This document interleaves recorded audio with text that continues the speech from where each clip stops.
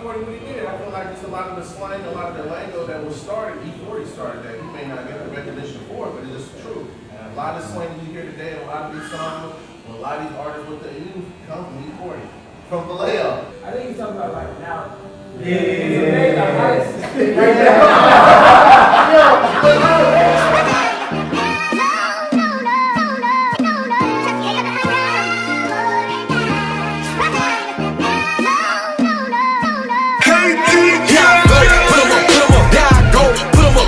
That was then, this is now, this for show, let them know. Here I go, Reservoir, there I go, Reservoir.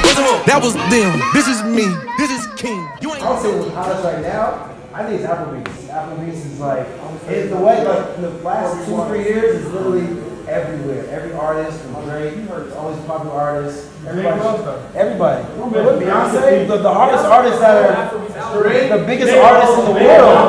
Those are the two biggest artists in the world. If they get on it, everybody else will follow. I think trap is the hottest. I'm not from Atlanta, but like Atlanta shapes the culture. The one thing about their music, though, you can't differentiate none of them from each other. They all sound alike. They all sound alike. It's just like haircuts. It's just like cutting hair.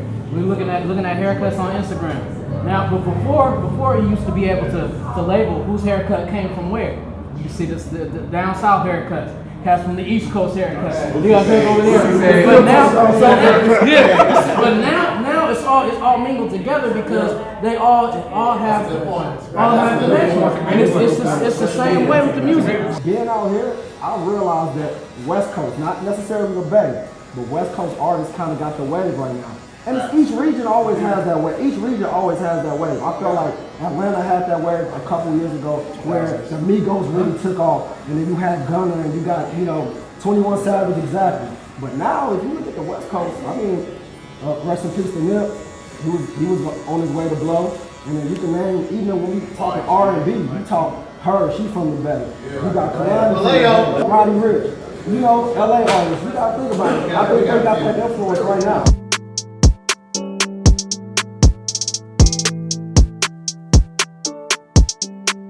Technically, I've never heard of Nipsey Hussle myself. I seen somebody by my job crying her eyes out. Yeah. You know what I'm saying? She was crying her eyes out. They was talking about Nipsey Hussle. I was like, who is Nipsey Hussle? But then, that's not my generation either. You know what I'm saying? They keep talking about what Nipsey was doing. Who's picking up the baton to move it forward? That's what I want to see. You know what I'm saying? Because he was a very conscious brother. He was a very conscious brother. Tupac was a conscious brother, but Tupac was on a whole different playing field. Like my thing is like there's two. I hate the comparison between Tupac and Nip. I don't want to make a comparison because I feel like Pac, he was like an activist. You feel me? Like he was really an activist. But I listen to Nip. I'm a huge Nipsey fan. I listen to him every day. But when it comes to Nip, like he inspired me to get back to my community. Right. Make sure I have respect. Make sure my people was good. Making sure my community is good in all aspects. And that's why I don't really like that comparison because I don't know, for me, I just resonated more with Nip. He was just more relatable. He was more, also too, people forget, Pac was wild. He was wild too, and I felt like Nip, he was about that life, but he was consistent. Yeah. And that's the thing that I don't really like that comparison. So for me, I feel like Nip, he really like left a real big imprint on my heart because I'm like, all right, yeah, I'm making this money, I'm doing this and that, but wait a minute, am I giving back to my community?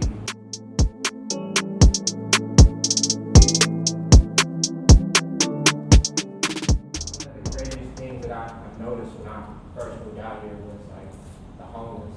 Like to me that was like completely shocking and like housing, right? And at first I was like, damn, it's just an abundance amount of homeless people. I didn't understand why. But then after being here for so long, like even just the little town that I lived in at first in Oakland, like I saw gentrification happening for real. But I just got here. So I want to hear like what are y'all thoughts on like what y'all see and how does it make you feel when you think about giving back to the community? You know, it's like, how do you even do that? It's hard for me personally. Like I grew up maybe 15 minutes from where we at right now. And going back to when I was 10, 12 years old to what it looks like now, it's a completely different place. Yeah. And I think it's bad because, I mean, you would have murals, you would have, jazz parades and just all kind of stuff that made you feel like you were a part of something growing up, right? But now, I can go to the same blocks that I grew up on and ain't nobody I grew up with in that same area anymore. Like it's almost kind of like the Seattle Supersonics, right? Oh, damn. it almost feel like y'all took my home from me. I don't feel like I'm connected to my city anymore. Like it used to mean something when you would say I'm from the Fillmore. And now it's like, okay, yeah, I live in Tone. But I feel like the gentrification can push us all out. Now we in Antioch, Pittsburgh, we getting further and further. Oakley, Brentwood, like I don't feel a part anymore. And it sucks. The signs that know when your city is being gentrified, you're gonna get beef talking, figures. Maybe I'm you just said saying, those, real talk, those are the signs. Wherever Fields and Beats go, man, they about to change their area up a lot. And guess what? They doing that to Malel right now.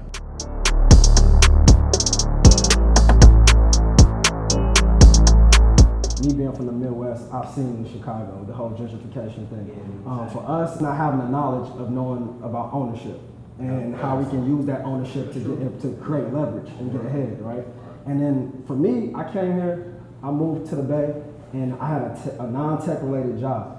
All these tech jobs, I swear to God, I never knew. I thought the only tech job you could get was Google and Facebook. That was the only thing I thought was tech, right? I started doing my research, and it just blew my mind, the space that this industry has taken over in the Bay Area, and it just happened to be in the Bay Area. I don't think there's a place like this on earth, period. And that made me transition to, hey, I gotta be a part of this, being a black man. And me, I know firsthand how tough it is to even get them to even look at me as a black man. And then I'll meet people that are actually doing these jobs, and I'm like, no offense, I'm like, come on, bro. I know I can do this, right? And they're not my color. In the tech world, we're always interviewed by other white men. So if we can't identify, if you didn't play lacrosse in Connecticut, we have a hard time connecting. I think it's not only that, too. I think the other thing too is just also knowing how to do the interview process. Like a lot of these interview processes, like SATs.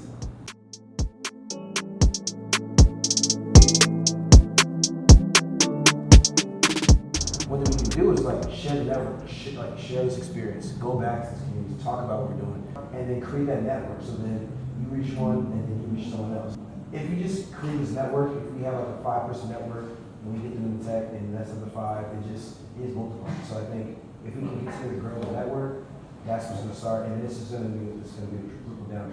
What does that mean Yeah, to a kid coming up, 10, 12, 14, 13 years old? Yeah. How can we get them to be enticed by, okay, what is tech? Is that IT? Like, is that? When you say about tech, anything it kind of looks stumping. Yeah. When you say tech, You know what? it's like, What is tech? you think like, well, man, I don't think I could get in there. And you think Right. of this prestige suits, and you think of big degrees, like, it's just like, it's a scary thought. You know what I mean? We could redefine what tech means because they define it. Right. They'll take a definition of what tech is. So it kind of sounds like they're gonna go with someone that's already doing the job to secure, but they're not gonna take the time to invest in somebody or the risk to train somebody who don't know. Putting tech in front of somebody and letting them see like a young, like say for instance, career day at a high school or college, when they're getting ready to graduate, and you put that in front of them and you say, hey man, this is what I do. And y'all dress the way we are dressed now. And it's like, this is what we do, man. You could do this. Have you ever thought about this? You getting a degree in this? Or if you don't have a degree, this is the area that you should go to start preparing for something like this. And you haven't put it in their face and let them know, man, it means a lot. I think the root of it is exposure. C.J. Anderson, he did an amazing thing in Belleville. He had it was like I don't know how many weeks was the camp, but it was when kids were out of school at the same time. And then a couple weeks, the price of the camp was only $5. $5. But the amount of exposure that he gave these kids, man, he gave them a field trip to go check out LinkedIn. These kids didn't know nothing about LinkedIn.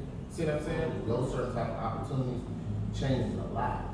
I just think that, a lot of times we just not exposed to certain things. And one thing about barbers too, man, we get exposed just through you all. Conversations. You know what I mean? I would have never thought I could go cut hair with some Afro Tech. You know what I mean? That was Afro Tech. Y'all didn't know about what Afro Tech was. I didn't know about Afro Tech. When we grew up on probably eating scissors as kids, right? And then we get exposed to these higher end restaurants and our taste buds change. So I say exposure plays a major part. When you get exposed to certain things, it's gonna change your mindset, it's gonna change the culture, but it's all about reaching to one another.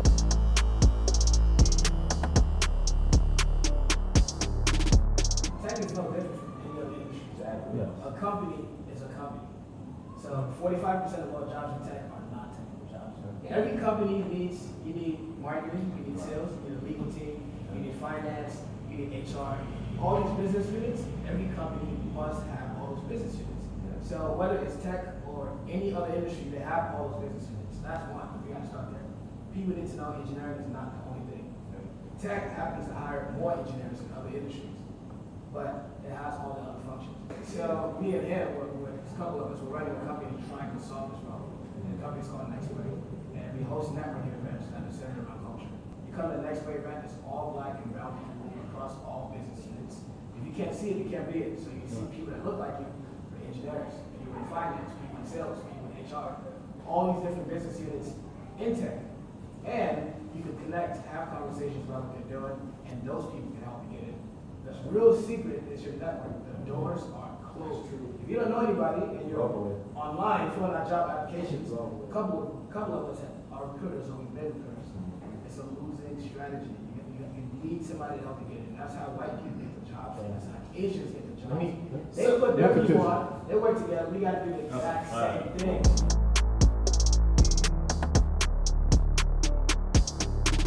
I didn't know anybody at the company. And I seen them, I'm like, all right, I don't know what they're about, I don't know haters. But I just said what's up to them, and I was like, hey, like, we gotta look out for one another, we gotta get this. And we all had that consensus, we went to a diversity event, we got closer, we have a lot in common, and we just trying to bring everybody. What's crazy is that experience is the complete opposite of our industry. It's the complete opposite of barbers. Like, I feel like barbers are the most hated people in the world. You gonna go to an event, and instead of like bigging up your point, like that's a fire, like you always are looking for an issue, like when it comes to us. Or if you got this whole pedestal, or you got this little connect, that's my connect, ain't nobody else getting that. I ain't letting nobody else in. If I can't do it, you gotta wait till next week because I don't want nobody else to touch you. I feel like ours is like such a competitive field. Like I can't let go of my client, or I can't let go of my information, or I can't let go of my plug. Like it's always like all about me, and it's so selfish. And I think that is another issue of anybody that's not experiencing whatever it is that you guys are experiencing. We don't even want to try it because it's like that concept. Yeah, it's competitive. I agree with her the problem. I think that's the reason. I mean, if you're literally at a 10,000 person company and there's 8 black people, I mean, I don't know, you have to be cool. I'm curious from y'all that are in tech, like what still surprises y'all that you notice about like just working in tech? I think the biggest surprise for me, engineers aren't the only ones making money at all. Like engineers are not the only ones making money. Like salespeople make guan. If you're in sales, if you're in customer success, if you're in marketing, if you're in HR, if you're recruiting, I know recruiters can make a lot of money too. And I think that's one of the things that it still surprises me. I think it surprises a lot of people in the industry. So for me, right, like one thing that shocked the hell out of me when I got here was the integration when it comes to dating. Like, can I get the Hennessy, please?